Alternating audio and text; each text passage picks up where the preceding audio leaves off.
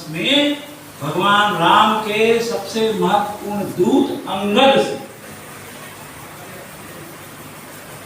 किसी से यदि आपका लड़ाई हो गया है, वो बहुत बड़ा आदमी है, तो उसको हमको हतोत्साहित करना, बातचीत से हतोत्साहित कर सकते हो आप। ये अंगद बताता है। अंगद जब रावण के दरबार में गया इनका संदेश लेकर के, भगवान राम का संदेश लेकर के गया ना कि भाई समझौता कर लो, माता जानकी को छोड़ दो, लड़ाई खत्म। लड़ाई तो इसी बात की है। देखिए भगवान राम का मैंने एक चीज देखा कि विश्वामित्र के साथ गए थे, ताड़का और सुबाहु को मारा उन्होंने, खरदूषण को बाद में मारा। उस समय किसी से समझौता वार्ता के लिए कोई बात की क्या उन्होंने? कोई समझौता वार्ता की नहीं, सीधा मार दी। लेकिन जब रावण को मारना था तो समझौता वार्ता के लिए अंगद को भेजा, क्योंकि वो मामला विदेश लंका का। गूंज लाइव न्यूज़ में आप लोगों का स्वागत है। इस वक्त हम कल्याण कॉलेज सेक्टर 7 कॉलेज में खड़े हैं। यहाँ पर मुंशी प्रेमचंद के ऊपर एक प्रोग्राम आयोजित कराया गया है और उस पर रामचरितमानस और अलग अलग माध्यम से स्टूडेंट्स को मोटिवेट किया जा रहा है। आइए हम जानते हैं सर से कि मकसद क्या है, एक्चुअल मकसद क्या है इस प्रोग्राम। मेरा नाम डॉक्टर अमरीश त्रिपाठी है। मैं मकसद इस कार्यक्रम का के अंदर जो हमारे महान साहित्यकार की जो प्रसिद्ध रचनाएँ रूप रचनाएँ उनसे परिचय कराना, रूप रचनाओं की क्या विशेषताएँ हैं या क्या प्रमुख बातें, जिन बातों को हमें बार बार करना चाहिए, समाज को समझने के लिए ये किताबें किस प्रकार से हमें दृष्टि प्रदान करती हैं, इन बातों को जानने और समझने के लिए खास करके हमारे युवा साथियों को प्रेरित करने के लिए ऐसे कार्यक्रमों की आवश्यकता है।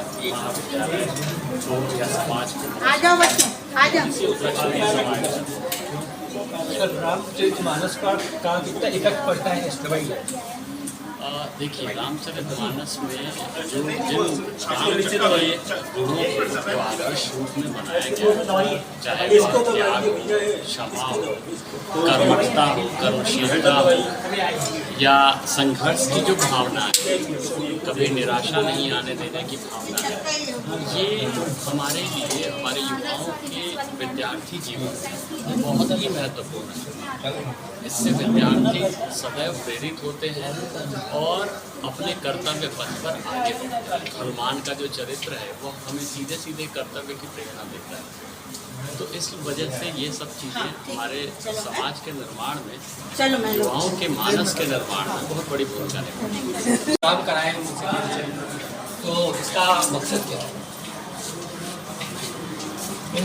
मुंशी प्रेमचंद पर जो कार्यक्रम हुआ है, वास्तव में एक पुरानी पीढ़ी में जो समस्याएं थी वो वर्तमान में किस प्रकार की है और हमारे जो विद्यार्थी हैं, युवा वर्ग हैं, वो उसको किस तरीके से फेस कर सकते हैं, उन समस्याओं से निजात पा सकते हैं, इसका दिशा दर्शन जो है वो मुंशी प्रेमचंद के साहित्य से प्राप्त होता है। सर मेरा मकसद मेन ये है जानने का कि युवा इसकी आदत कैसे डालें, क्योंकि हमारे समाज में चल रहा है जो अब कल्चर पर जी, तो बच्चे कैसे उसको आदत डालें पढ़ने का, क्या प्रोसेस? बात आपकी बहुत सही है कि बच्चों में पढ़ने की आदत कम हो रही है। वास्तव में कॉलेज में हमें बच्चों में पढ़ने की आदत को भी विकसित करना पड़ेगा। लाइब्रेरी हमारी बहुत बड़ी है और हम चाहते हैं कि बच्चों को 1 घंटा 2 घंटा लाइब्रेरी में जा कर के बैठें, पढ़ें, लेकिन व्हाट्सएप के इस युग में थोड़ा सा कठिन है। ऐसे आयोजनों से बच्चों को एक दिशा दर्शन मिलता है कि तुलसी के साहित्य को पढ़ें, प्रेमचंद के साहित्य को पढ़ें और उनसे दिशा निर्देश प्राप्त करें। ऐसे आयोजनों का महाविद्यालयों में होना आवश्यक है, जो कि बच्चों में नैतिक मूल्य पैदा करते हैं। साथ ही साथ रामचरितमानस की जहाँ तक बात है, मैं ये कहूँगा कि उससे बड़ा प्रबंध काव्य कोई नहीं लिखा गया है। सनातन धर्म की बात को एक तरफ भी रख देते हैं आप, तो हर प्रकार का प्रबंधन, किस तरीके से एक प्रबंधक को अपने कर्मचारियों से व्यवहार करना चाहिए, माता पिता को बच्चों से व्यवहार करना चाहिए, भाई को भाई से व्यवहार करना चाहिए, पति पत्नी को किस प्रकार आपस में व्यवहार करना चाहिए, ये सारा कुछ प्रबंधन एक राजा को, एक मुख्यमंत्री को किस प्रकार से अपने राजतंत्र को चलाना चाहिए, ये सारी बातें जो है वो रामचरितमानस में सिलसिलेवार गोस्वामी जी ने वर्णन किया है और उसका प्रभाव आज के विद्यार्थियों को पढ़ना बहुत ही आवश्यक है। तो साथियों, आपने देखा युवाओं को खास तौर से ये प्रोग्राम, इस तरह के प्रोग्राम में जाना चाहिए और साथ के साथ जो मुंशी प्रेमचंद है, तुलसीदास है, उसकी किताब पढ़नी चाहिए, उसको अपने व्यावहारिक रूप में उसको ढालना चाहिए, क्योंकि आपके जो जीवन संस्कार है वो सब रामचरितमानस सिखाता है हमको कि लाइफ में हमको कैसे जीना है। तो इस तरह के कार्यक्रम हम लोग और भी लेकर के आएंगे वीडियो के माध्यम से। गूंज लाइव न्यूज़ को अभी फिलहाल के लिए इजाज़त दीजिए। नमस्कार।